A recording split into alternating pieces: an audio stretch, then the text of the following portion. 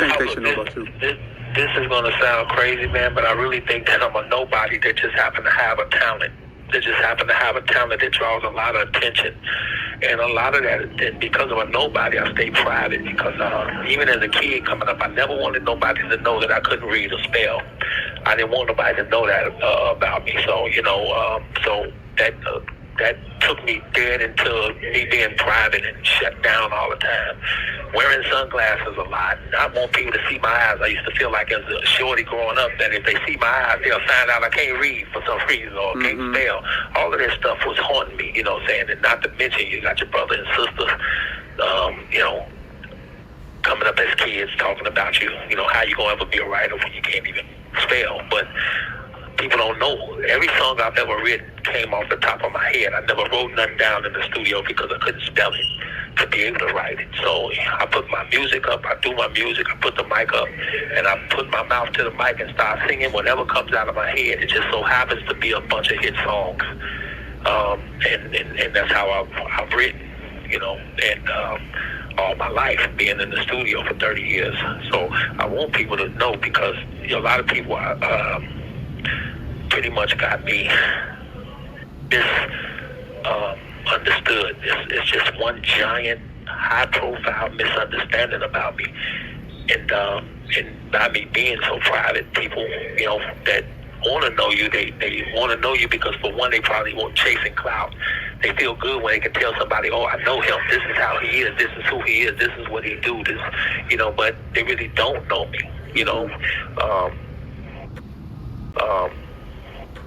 I was supposed to get a bunch of more Grammys, but I didn't get a lot of Grammys because of the fact that, show you how misunderstood I am. Back then, I didn't want people to know I couldn't read, write, or spell. So when they came to me to do announcements and bring up other artists on stage, I declined to do it because I couldn't read the teleprompter. But I didn't tell them that because I didn't want it to be out that I couldn't read at the time. So I would just decline it. And so they would tell me that everybody else does it. Why can't Rkelly do it? You think he too good? And it became a big deal. And next thing you know, I wasn't getting Grammys no more, even though I had #1 hits all over the radio. So that's how misunderstood I am, and it bleeds over into other situations as well. They feel like I just popped on the scene and became famous, but nobody know where I came from. Nobody know my background. Nobody know I was a street performer for years. Nobody knew I hitchhiked from Chicago to LA to try to get famous and just trying to make it. I lived on the Venice Beach part, just out the street performing. I slept under basketball bleachers and just trying to get a record deal out there in LA. But every door closed on me. Everybody said no, because I had this really basketball swag at the time, and I was bald-headed, and I was trying to just, do some music. But back then, you had the I'll Be Sure, the pretty light-skinned boys with the curly hair, and they had all these images, that they portrayed, and and those are the guys that made it. But I came back to Chicago and ended up getting a record deal at a backyard barbecue. So, what do you mean, a backyard barbecue? Well, my ex-manager. This call is from a federal prison. His mother's house, they was barbecuing on 79th and Yates, and I went to a party, and he asked me to sing for Wayne Williams. That was who was A&R for Jive Records at the time. I didn't even know who he was, but I sang, and before you know it, I ended up,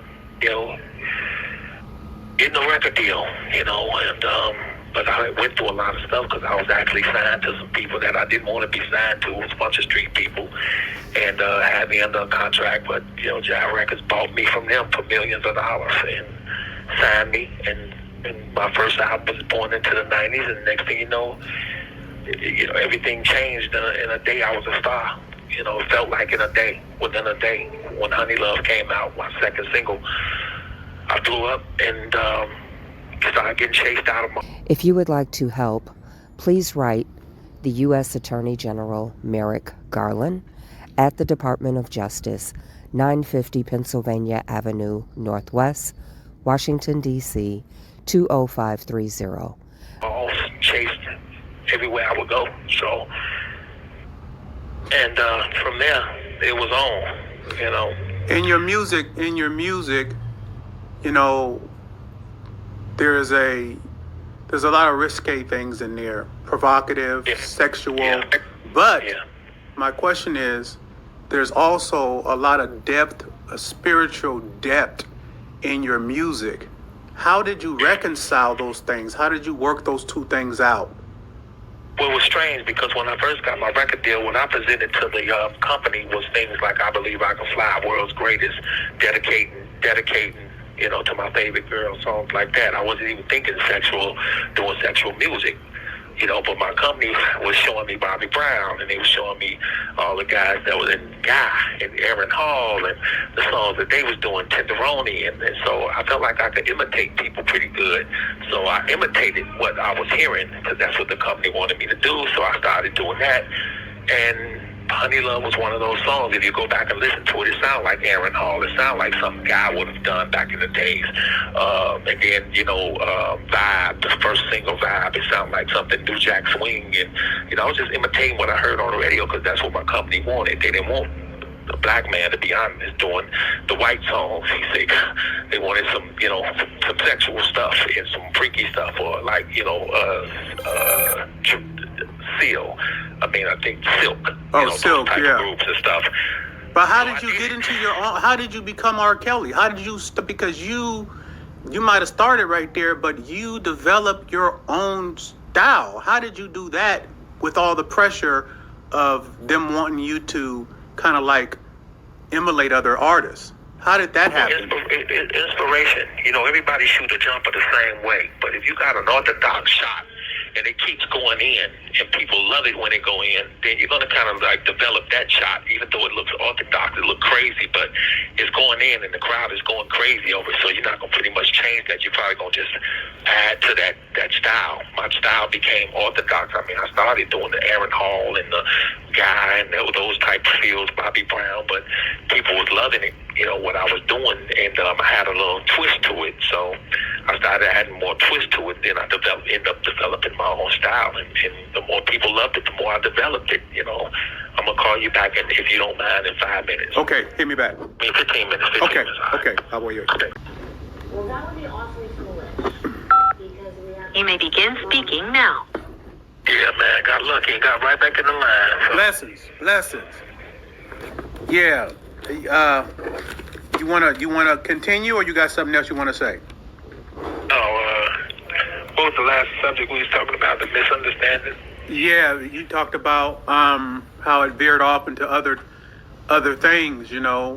But I had got on how you developed, becoming how you connected the music, the different styles of music, the spiritual and the R&B, sexual, and you explained that already, Yeah, well, that's why I wanted to, like I say, when I got my record deal, I had a lot of great songs. I felt like classic songs. It wasn't like sexual songs like that. It was, I don't know if you remember, dedicating this one to my favorite girl. Yep. See, those type of things. That was a song about my mother, I had done way back in. A lot of, like I say, the company didn't want, like, the humanity songs and things like that.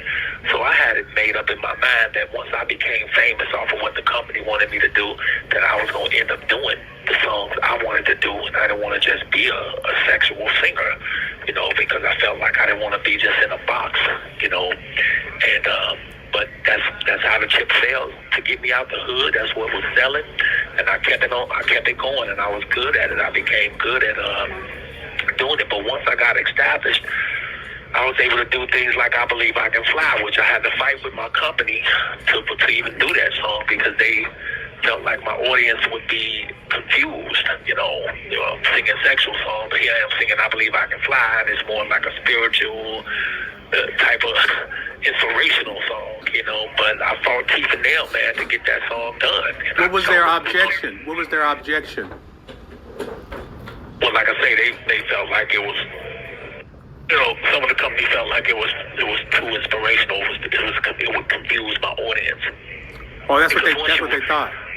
Oh yeah, once you R&B and you're singing these sexual songs, you got Bump and Grind out there, Body Calling, all Sex Me and all of this stuff, and then you start doing, I believe, something sweet and soft as I Believe I Can Fly. It's almost like They felt like it would confuse the audience. What did they say to the success of I Believe I Can Fly? What did they say? Did you tell them, did you give them the I told you so? Well, no, I never did that. If you would like to help, please write the U.S. Attorney General Merrick Garland at the Department of Justice, 950 Pennsylvania Avenue Northwest, Washington, D.C., 20530. Because I just remain humble and do what I like to do and let the music prove itself. But yeah, I told you so was the elephant in the room. You got to know that. It was definitely the elephant in the room. I didn't have to say it, The Grammys spoke for itself. I got 3 Grammys from that. Right. And I fought for it because it was Michael Jordan asked me to do it. So, I really just, I needed to do a song. And I felt like that was going to be my chance to do something like humanity-wise. And then I ended up getting the world's greatest Ali movie with Will Smith. And I was like, man, this is my chance to show people that I'm not just a sexual singer. Or I can write humanity songs. I can write bigger songs than just feeling on your booty. All those songs made me, but at the same time, I felt like, everybody's going to do what they can do to be successful as far as that's concerned. But then when they really become powerful enough to make their own decisions and tell their company, look, I'm doing this. This is what I want to do. I want to do the world's greatest. I want to do I Believe I Can Fly. I want to do, songs like with Celine Dion, I'm Your Angel, things like that. Then I end up doing a gospel song, and they really didn't want that, but we did it. It was a big song. It was a big album. The gospel album called You Save Me. I know that song, yeah. Yeah, so people thought I was, some people would think, it's crazy. Even some people in the church thought it was confusing to the fans. It's not really about the fans. Look, you have, in order to get there, you got to start here. And there's an in-between here and there. So nobody's born there. They're born here. And so in my change as far as my songs, the sexual songs, I was actually changing, man, growing up, and I felt like I saw the world. I went to Africa, I went to Paris, I went to London, I got to see other people. And I got to see that there was a whole other world out there. And I believe that had a lot to do with me wanting to just, this is a chance to share my music in a worldwide, perspective, from a world's perspective, not just Chicago. Earth became my turf. And that's because of the level of success that I started enduring.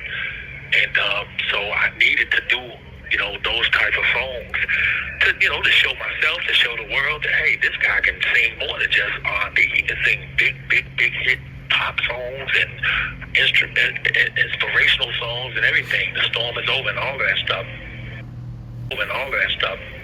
And once I proved that, I felt a lot better and wanted to do those type of songs even more, because you grow. Yeah. So people don't, the church, some people, even in churches, I ain't gonna name no names, but famous people came to me and told me I shouldn't even put out You Save Me because it's not R&B, and if you do that, it's gonna confuse the people. I didn't think it was gonna confuse the people, because like I said, there's an in-between here and there and here. And in order to get there, you gotta start here. So that in-between is a struggle. And it's like I'm going from, the R&B, and then now I'm starting to do these type of songs. So I'm getting somewhere other than just R&B. It's like when they say God ain't through with me yet. Yeah. God didn't just snap his finger and the earth was here, and then it became there 7 days later. Was there a favorite song of yours? The only reason I asked you that because I could imagine you explaining this to me, the here from there, that maybe from the there was a favorite song, and then the in between, and then the later on. But is there an ultimate favorite song of yours, or in different phases there were favorite songs? In different phases. If you would like to help, please write the U.S. Attorney General Merrick Garland at the Department of Justice, 950 Pennsylvania Avenue Northwest, Washington, D.C., 20530.